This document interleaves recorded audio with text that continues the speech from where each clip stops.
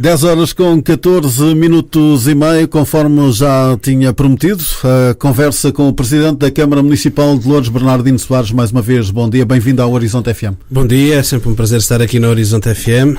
Bernardino Soares, falámos há meses atrás, há muitas novidades de lá para cá. Por exemplo, uma boa novidade para a freguesia onde estamos, freguesia de Santa Iria da Zóia, São João da Talha e Bobadela, é o projeto que foi apresentado para a nova saída da A1. Sim, trata-se de um anseio muito antigo, em particular das freguesias de São João da Talha e da Bobadela, que de resto podemos dizer que foi alvo de várias promessas eleitorais.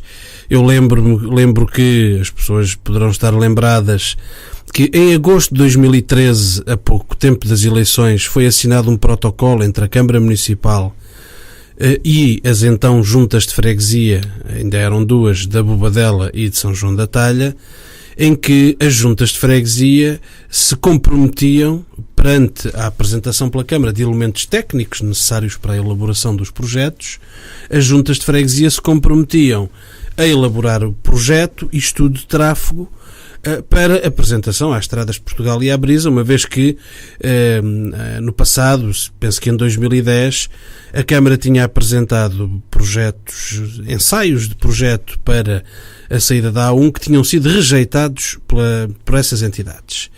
E rejeitados com base em dois argumentos.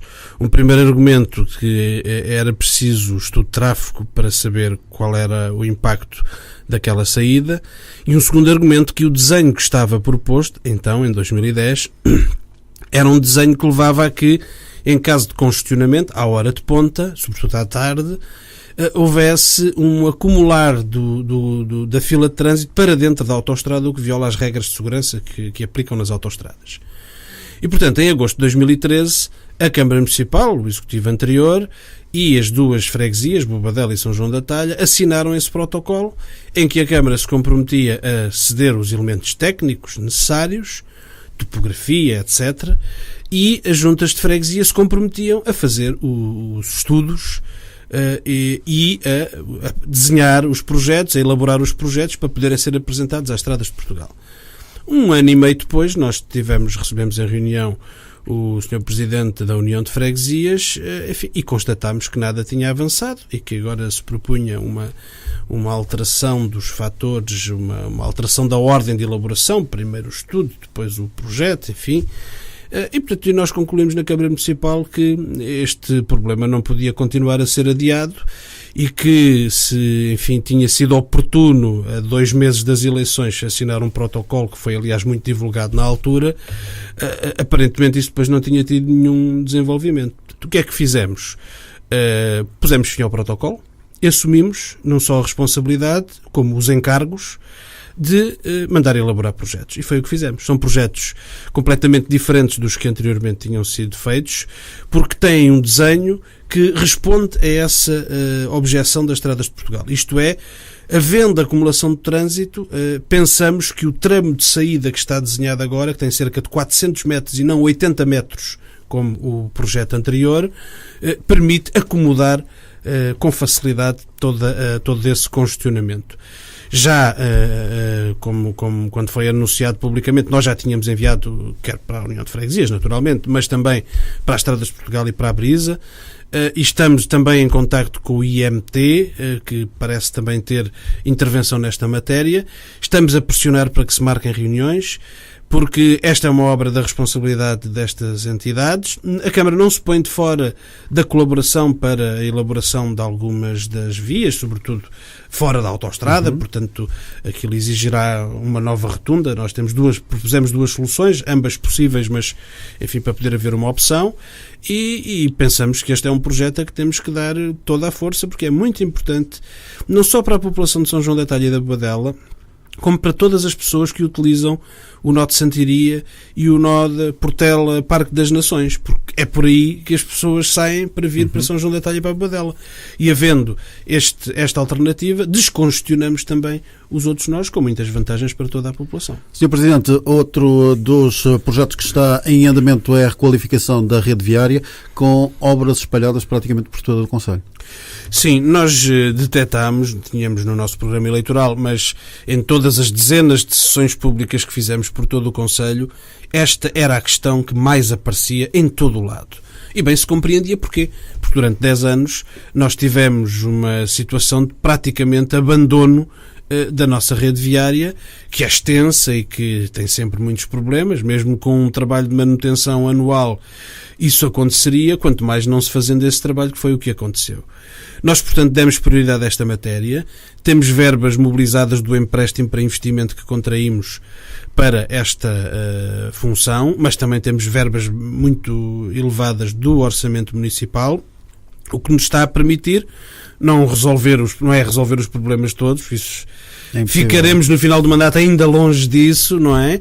Mas a fazer um conjunto muito significativo de pavimentações em bairros, por exemplo, onde, apesar de não serem muito visíveis para todas as pessoas que não vivem lá e que nunca lá passam, onde não havia pavimentações há 40 anos e que já estavam, em alguns casos, intransitáveis.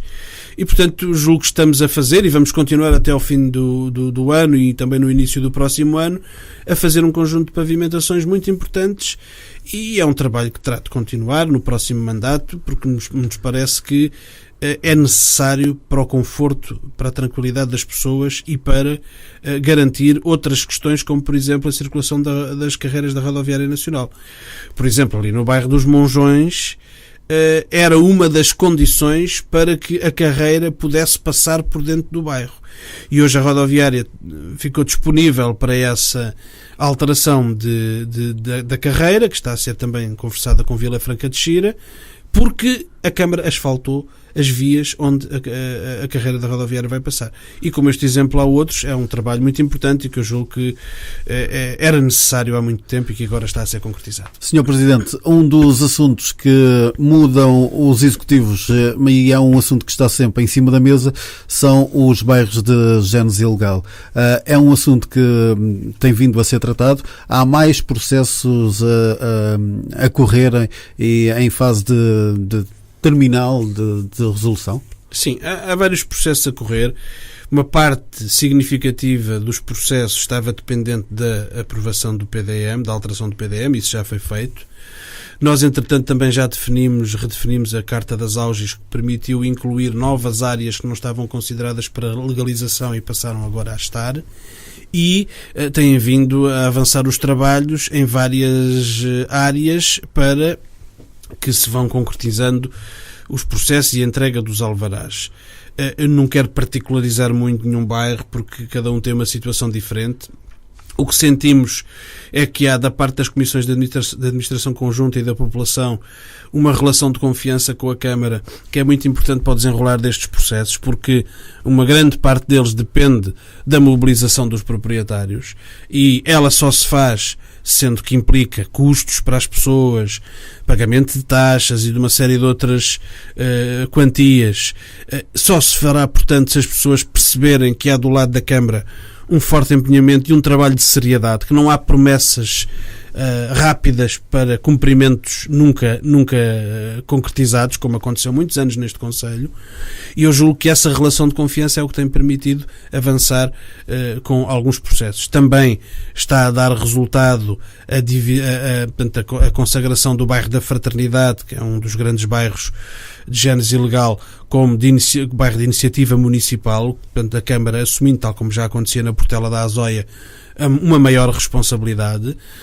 Houve a divisão em várias células, em várias áreas do bairro, para permitir que algumas fossem avançando e não ficassem todas dependentes do conjunto do bairro. Já até se assinou há uns meses um contrato de execução com 3 delas, em que o processo, portanto, está muito avançado e agora as obras vão se concretizar no sentido de concretizar as infraestruturas que faltam para essa legalização.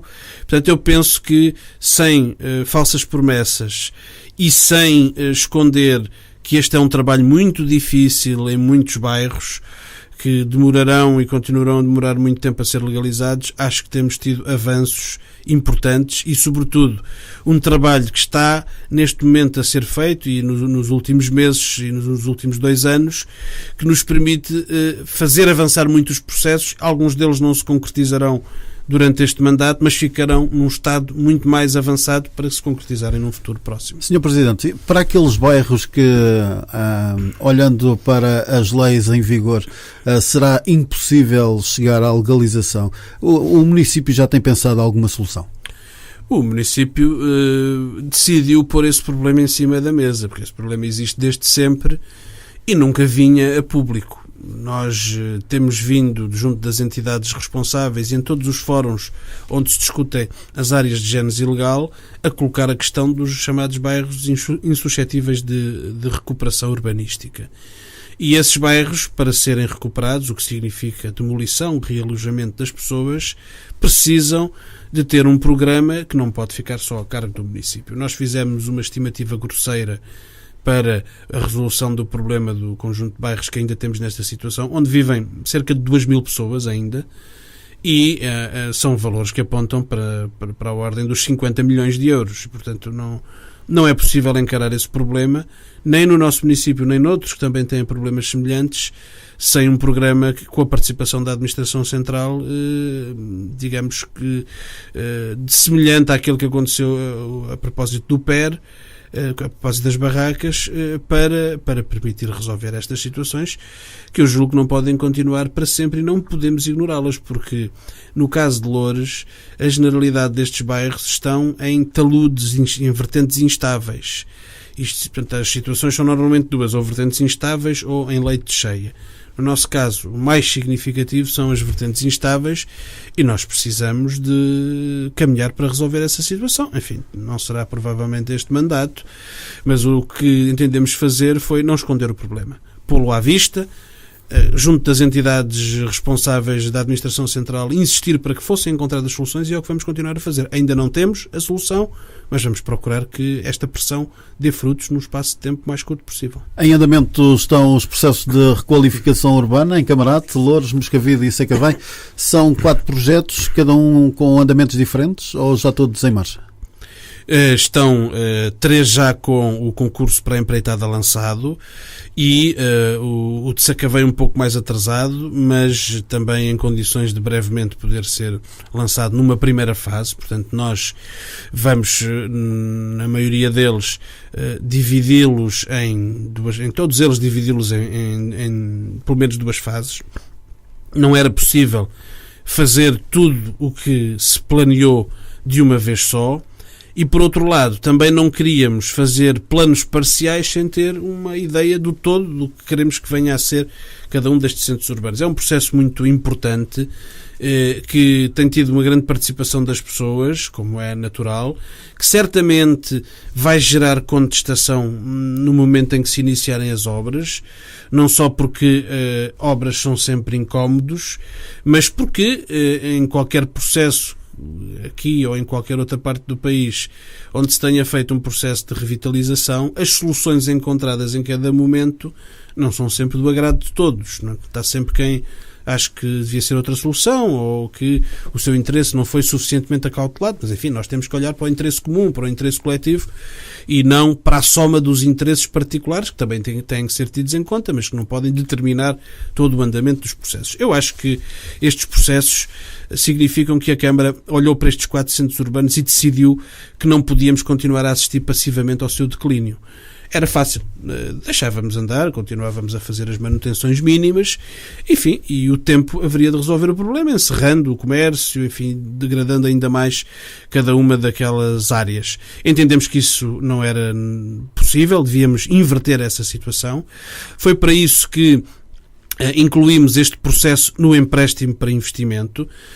A razão das obras irem começar agora no outono é porque tudo isto teve um tempo, nós não gostamos que elas se aproximem do final do mandato, é que o empréstimo só ficou disponível no início do verão de 2014, depois foi preciso fazer um concurso para escolher os gabinetes de projeto para elaborarem os respectivos projetos. Depois eles tiveram uns meses para elaborar os projetos em conjunto com os nossos serviços, com o nosso gabinete de revitalização urbana, e num muito grande debate e diálogo com as juntas de freguesia, com os comerciantes, com as associações de cada área.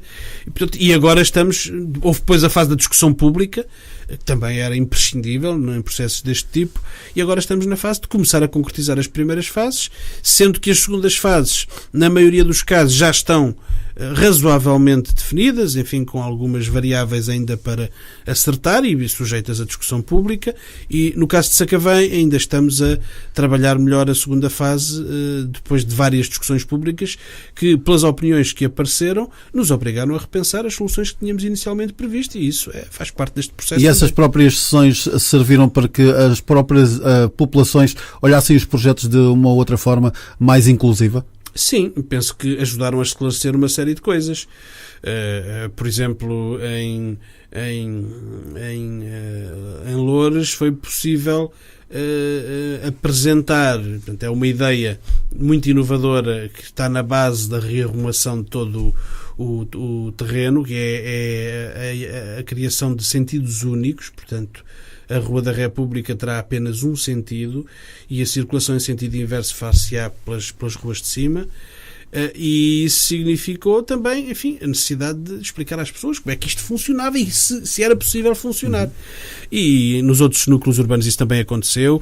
É natural que haja pessoas, enfim, que olham com algum receio para estes processos. Em todo o lado onde se fizeram revitalizações de centros urbanos, o resultado, quando foram bem feitas, e esperamos que estas assim sejam, o resultado depois acaba por agradar à generalidade das pessoas, mas ele só será visto no final. Primeiro estranha-se, depois entranha-se. Agora é a parte das dúvidas em relação às soluções, da incerteza sobre o que vai acontecer e, enfim, depois dos incómodos das obras, que são inevitáveis e que teremos que também ter nestes processos. Esta pausa escolar também está a ser marcada por remodelações e ampliações de espaços escolares no concelho. Sim, para além da continuação da obra da EB1 de Camarate, que continua em boa velocidade, nós vamos neste intervalo reformular 3 escolas: a Quinta da Alegria, na Portela, a número 3 da Bobadela e a Escola do Alto da Eira, em Santiria da Azóia. Portanto, pareceu-nos que seria o momento adequado e procuraremos que as obras, é para isso que estamos a trabalhar, apresentamos concursos com prazos bastante exigentes aos empreiteiros, porque queremos que as obras terminem durante a interrupção letiva e para que, quando os meninos voltarem à escola, tenham uma escola nova para usufruir e para aprender e para brincar.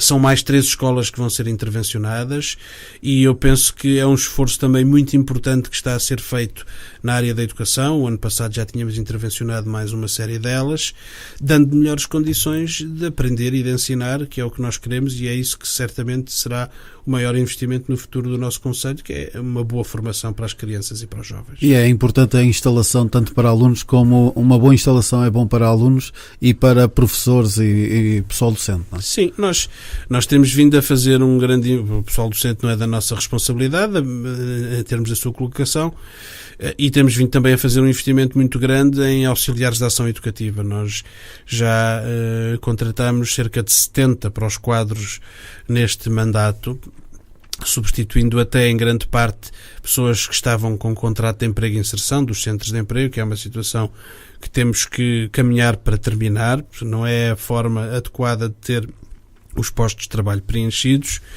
e isso significa que estamos a fazer um fortíssimo investimento na área do ensino e da educação. A renovação das escolas ajuda imenso, porque é evidente que uma escola com melhores condições, com melhores equipamentos, facilita a sua organização, facilita a tarefa de aprender, facilita a tarefa de ensinar e facilita também a tarefa dos auxiliares, que têm um trabalho de grande valor, nem sempre devidamente valorizado, mas que a Câmara tem vindo a valorizar, de muita dificuldade. É um trabalho muito duro e de uma grande responsabilidade, porque se trata de vigiar, de tomar conta, de zelar pela segurança e pelo bem-estar dos nossos filhos e das crianças do nosso concelho. Bernardino Soares, um dos temas que continua em cima da mesa, infelizmente, por um lado, é o tema dos refugiados. Em Loures, o CPR já é pequeno para tanta gente. A Câmara Municipal de Loures cedeu há bem pouco tempo um novo terreno para ampliação das instalações. Sim, nós fomos confrontados em todo este processo pelo CPR com, enfim, a pergunta de como é que podíamos ajudá-los. A Câmara tem, desde sempre, não é só com este Executivo, uma boa relação com o Conselho Português para os Refugiados, e a sua instalação aqui na Bobadela tem sido um grande sucesso e, portanto, não há nenhum problema com a sua instalação aqui, a solução que encontramos foi um imóvel que veio à nossa posse numa operação urbanística e que tinha todas as condições para poder albergar uma nova infraestrutura. Entendemos que era adequado cedê-lo ao Conselho Português para os Refugiados.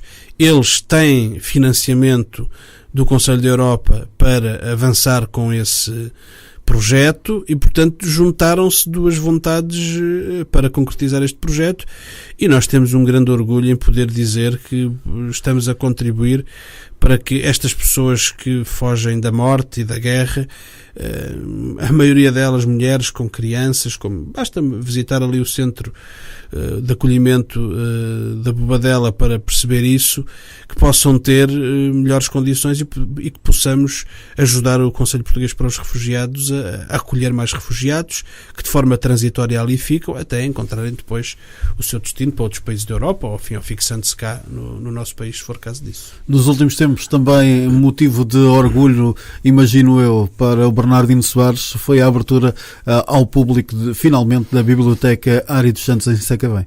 Sim, é uma biblioteca que completa a rede de bibliotecas do nosso concelho. Portanto, nós temos agora uma biblioteca na zona oriental que estava em falta há 15 anos. Esta biblioteca, tendo tido o financiamento garantido pelo Instituto do Turismo no final do mandato passado, o certo é que não foi construída, e eu julgo que uma Câmara como a Câmara de Loures devia ter dado prioridade a este equipamento e que ele devia ter sido construído independentemente de haver um financiamento externo ou não. Nós conseguimos agora concretizá-lo, em parte com esse financiamento, em parte com recursos próprios, e julgamos que é um polo de dinamização cultural, da leitura, da cultura e de tudo o que de bom podemos fazer ali naquele equipamento, que vai ter uma enorme importância para toda a comunidade da zona oriental do concelho, sendo que nós procuramos desde logo envolver as escolas, as coletividades com a biblioteca, porque todos eles foram convidados para, antes da inauguração da biblioteca, poderem visitá-la, tomar contacto com os seus espaços, com as suas atividades programadas. Foi uma forma também de lhes dizermos que esta biblioteca é de todos eles, é de todas as coletividades, é de todas as escolas, e podem e devem usá-la o melhor possível e o mais possível em benefício da cultura e da aprendizagem. Este é também um impulso para a dinamização própria do centro de Sacavém. Sim, a biblioteca acaba por constituir um elemento importantíssimo na dinamização do núcleo urbano. A rua James Gilman, onde está sediada a biblioteca, é uma das ruas que irá ser intervencionada numa segunda fase. Parece-nos que o mais importante para o núcleo urbano de Sacavém é criar elementos que levem as pessoas a frequentar aquele núcleo histórico. O que aconteceu em Sacavém nas últimas décadas foi que foram sendo criadas urbanizações à volta, para onde vieram viver pessoas, a maior parte delas de fora de Sacavém, algumas de Sacavém, outras de fora, e essas pessoas, em regra, não frequentam o núcleo histórico. Portanto, o núcleo histórico é uma espécie de ilha no meio de novas urbanizações, onde está a nova população de Sacavém, o Quinta do Património, o Real Forte, os Terraços da Ponte, e mesmo a zona de Sacavém de Baixo, e a ligação entre o núcleo histórico e essas zonas tem-se vindo a perder ao longo dos anos. Portanto, tudo o que sejam elementos de dinamização do núcleo trarão mais pessoas. A biblioteca é um deles, e a opção que tomamos para a primeira fase deste processo de revitalização em Sacavém, que é a da intervenção no antigo mercado, que já está encerrado há algum tempo, para aí colocar um posto de atendimento municipal com serviços da Câmara e do CIMAR, permitindo a que as pessoas não tenham que se deslocar a Loures ou, no caso do CIMAR, a Moscavide, para regularizar e tratar de uma série de questões de licenciamentos, de taxas, de uma série de outras questões que podem ser tratadas neste atendimento. Parece-nos que é também um elemento muito importante. Porquê? Porque significa que as pessoas passarão a ir à zona mais central de Sacavém, ao núcleo histórico de Sacavém, procurar um serviço público que ali vai ser instalado com grande amplitude e com grande capacidade de resposta. Ora, isso significará que terão também a oportunidade depois de usufruir do resto do núcleo histórico e penso que isso dará ali uma ajuda a trazer mais gente, que é muito importante para o comércio e que é um elemento essencial para a redinamização daquele núcleo urbano. Já que fala em serviços públicos, o regresso do Centro de Emprego de Sacavém vai ser ou não uma realidade? Sim, vai ser. Em relação ainda à Segurança Social, nós estamos prestes a assinar o protocolo com a Segurança Social para cedência formal das instalações na Quinta do Património e em relação ao Centro de Emprego estão a ser desenvolvidos trabalhos técnicos neste momento para que o Instituto de Emprego decida em definitivo. Nós temos vindo a apoiar e a mostrar diversas possibilidades, mas que o Centro de Emprego decida em definitivo, o Instituto de Emprego decida em definitivo onde é que quer que fique o Centro de Emprego. Se quer que fique onde está, na cooperativa, que por nós, perfeito, não temos nenhuma objeção a essa localização, que tem funcionado bem até agora, ou se pretende outras instalações, portanto, e nós cá estamos também para procurar apoiar essa instalação. Em Sacavém há duas situações negativas. O abandono é que está aquela urbanização nova praticamente junto ao Rio Trancão e também um espaço bastante grande do antigo quartel do Exército na parte baixa. No entanto, há boas novidades quanto às obras do Caneiro, não é? Sim.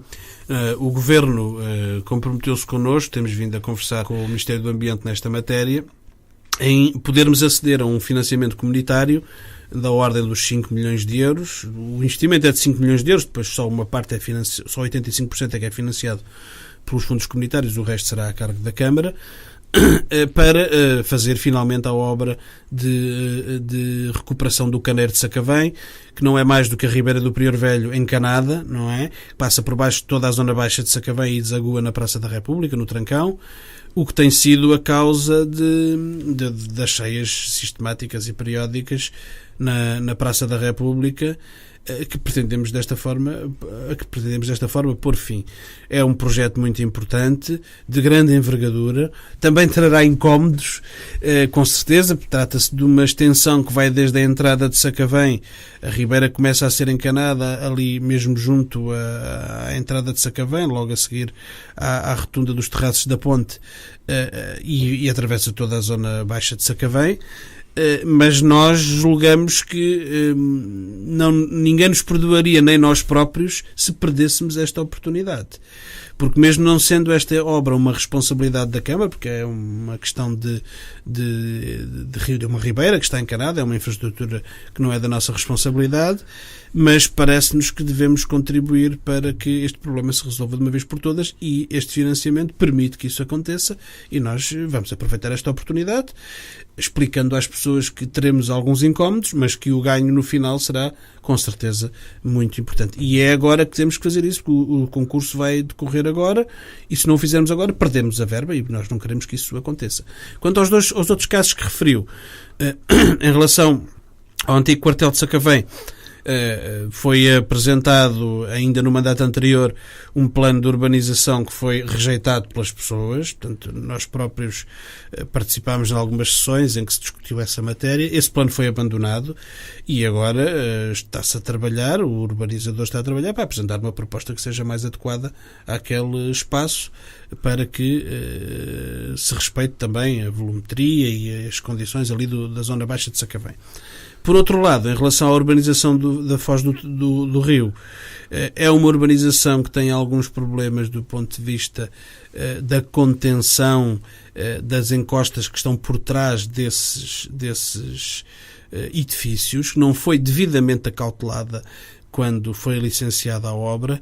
Estamos a trabalhar com o LNEC para encontrar uma solução para esse problema, mas é mais um daqueles problemas de instabilidade e relacionados com a proteção civil que ficaram por resolver e que paulatinamente nós estamos a procurar soluções para procurar intervencionar e resolver situações que não são visíveis, não estão na primeira linha da vista das pessoas, mas algumas delas são muitíssimo complexas e exigem uma resposta de grande profundidade. Falávamos do Caneiro de Sacavém, falávamos de ambiente, em todo o caso.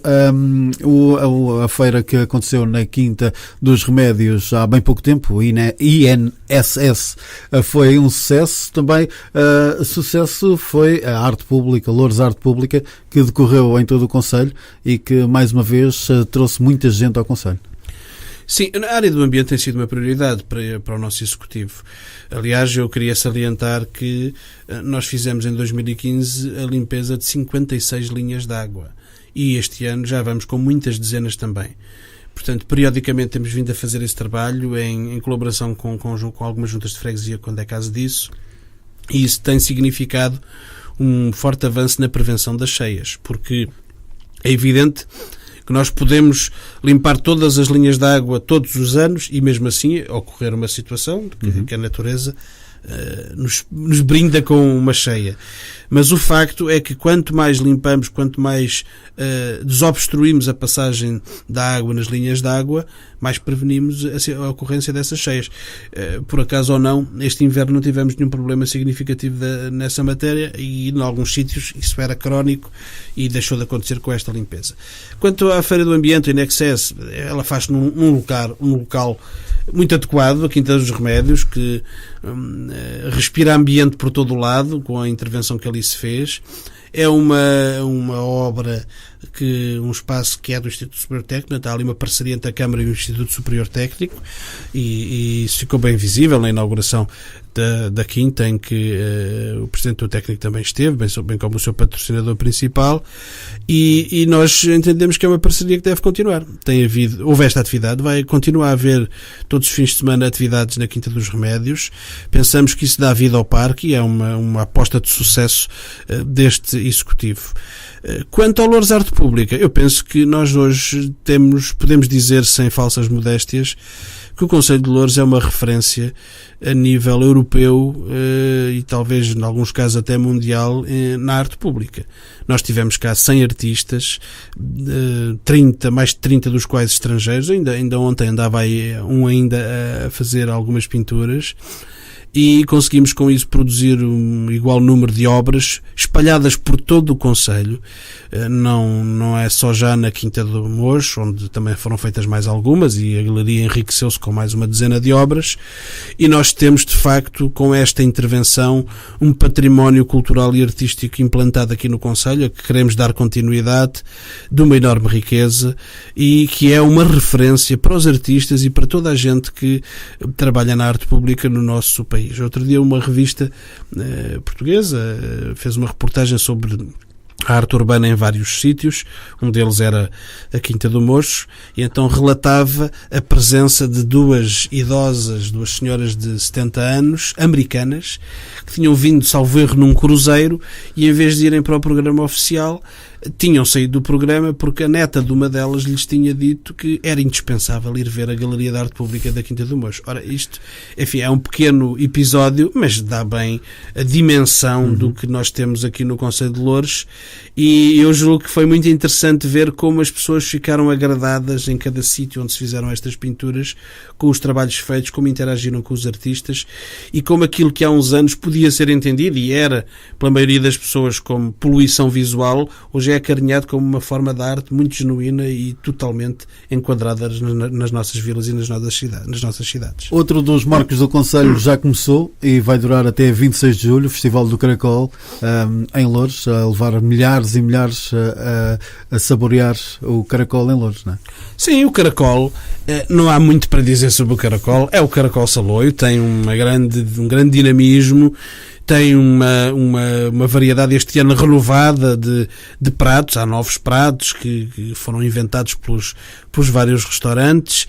Continua a ter também, em complemento, uma feira do artesanato muito interessante, que é bastante apreciada e está agora instalada de forma mais desafogada, mesmo encostada ao caracol, mas noutro local, para permitir que o seu usufruto seja mais fácil e mais agradável agradável, e apelo a todos também que vão ao Caracol e visitem o artesanato, e vamos continuar a ter animação até ao final do mês, como este concelho bem merece e sempre foi sua tradição. Teremos agora já este fim de semana a festa do associativismo, com a presença de dezenas e dezenas de associações no Pavilhão Paz e Amizade, com os seus stands, mostrando as suas atividades.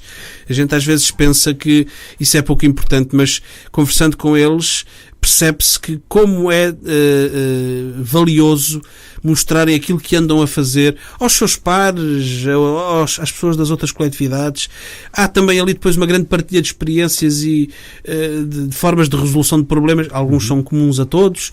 É um momento muito alto da vida do Concelho, a festa do associativismo, porque valoriza uma das nossas maiores riquezas, que é o movimento associativo. Estas centenas de coletividades que proporcionam cultura e desporto e lazer às pessoas do nosso concelho, e fazem-no com um trabalho quase só voluntário dos seus dirigentes, dos seus ativistas, e essa riqueza tem de ser valorizada e a Câmara quer valorizá-la. E depois, no último fim de semana... Estão de volta às festas do concelho. Estão de volta às festas do concelho. A sério. E, portanto, nós vamos ter um conjunto muito largo de espetáculos, alguns de grandes figuras nacionais, como o Sérgio Godinho e o Jorge Palma com o seu espetáculo juntos, como o António Zambujo, como o Júlio Pereira, como os Meleche Mecaia. Vamos ter outras, como os Ladrões do Tempo, onde participa o Zé Pedro, dos Chutes e Pontapés e outros importantes artistas e músicos, e vamos ter um conjunto de outras atividades muito interessantes, quer complementando a oferta que vem de fora com os nossos próprios artistas, as nossas bandas, os ranchos folclóricos, os grupos de teatro. Vamos ter coisas bastante inovadoras, vamos ter um concerto de uma banda com cantores líricos, vamos ter também no feriado municipal, o dia 26 de julho, logo a seguir à sessão solene das condecorações municipais, vamos ter um espetáculo que vai juntar alguns dos nossos ranchos folclóricos com dança contemporânea. Portanto, eu estou aliás muito curioso para saber o que é que vai resultar dali. Este fim de semana estive aqui no rancho do bairro da Fraternidade, e alguns dos elementos do rancho também participam. Portanto, isto está tudo muito entusiasmado, é um trabalho parece muito exigente, mas estou muito curioso com o resultado que vamos ter. Portanto, esta ideia de aliarmos a nossa tradição, a nossa produção cultural própria do município, que é muito rica, com outras ideias e outras ofertas que vêm de fora, é o que vai fazer a riqueza destas festas de concelho, com grande animação desde o dia 22 até o dia 26 no Centro de Loures, e que eu penso que será sem dúvida um retomar do antigo espírito das festas do concelho, que tantas pessoas me diziam, e a todos nós na rua, que recordavam com muita saudade essa possibilidade de usufruir da cultura, dos espetáculos, como acontecia há muitos anos atrás e depois deixou de acontecer. E agora, enfim, com as limitações que evidentemente temos, não temos a mesma dimensão do que há 20 anos atrás, mas eu penso que são festas com toda a dignidade e que bem dão a dimensão da importância do nosso concelho e da cultura no nosso concelho. Julho é mesmo um mês importante para o Concelho de Loures, com tantas organizações. Sr. Presidente, e aproveitar, porque estamos quase a atingir o nosso tempo, para aproveitar a sua presença aqui e olhar um pouco para o exterior, ou seja, para a nível nacional, internacional, e pedir-lhe um comentário. Do Reino Unido veio o Brexit, da seleção portuguesa trouxemos a taça, o atletismo traz o ouro, mas a União Europeia traz mais notícias, não é? Da União Europeia só vem chumbo.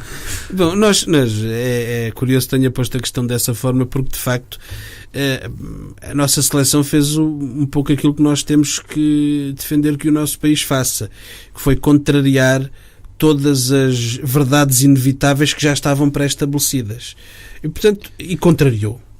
E eu acho que nós temos que fazer isso também no nosso país. Nós não podemos continuar a aceitar que depois de políticas de austeridade que foram tão prejudiciais para as pessoas e que foram tão prejudiciais para a nossa economia, que passado este tempo todo a solução que a União Europeia quer é mais agravamento, mais austeridade. E eu julgo que esta história das sanções não tem nada a ver com 2015 ou com o governo anterior. Esta história, que já lá vai, felizmente, esta história das sanções é um mecanismo de pressão sobre o atual governo, a atual conjuntura política e sobre o orçamento de 2017 e também medidas eventuais para este ano. Trata-se de procurar impor a Portugal que regresse ao agravamento de medidas de austeridade, quando muitas delas ainda nem sequer foram revogadas, ainda há muitas para revogar e retomar direitos anteriores. E eu julgo que é aqui que está o cerne da questão. E penso que é o tempo de nós, na União Europeia e com uma afirmação forte do Estado português, rejeitarmos este caminho. Este caminho não nos leva a lado nenhum, senão a maior crise, a maior desigualdade e a maior pobreza. E isso não pode ser o único caminho possível para o nosso país. Tem de haver outro, e há.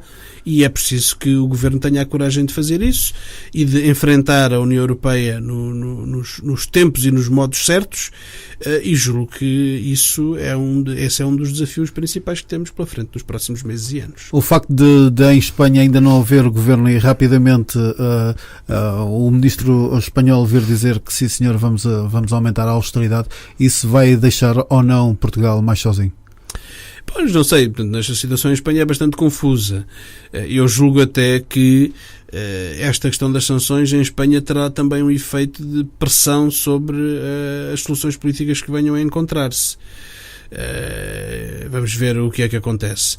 Agora, eu acho que nós não estamos sozinhos nunca, porque há um conjunto de outros países que também têm vindo a penar com esta situação e com esta desigualdade.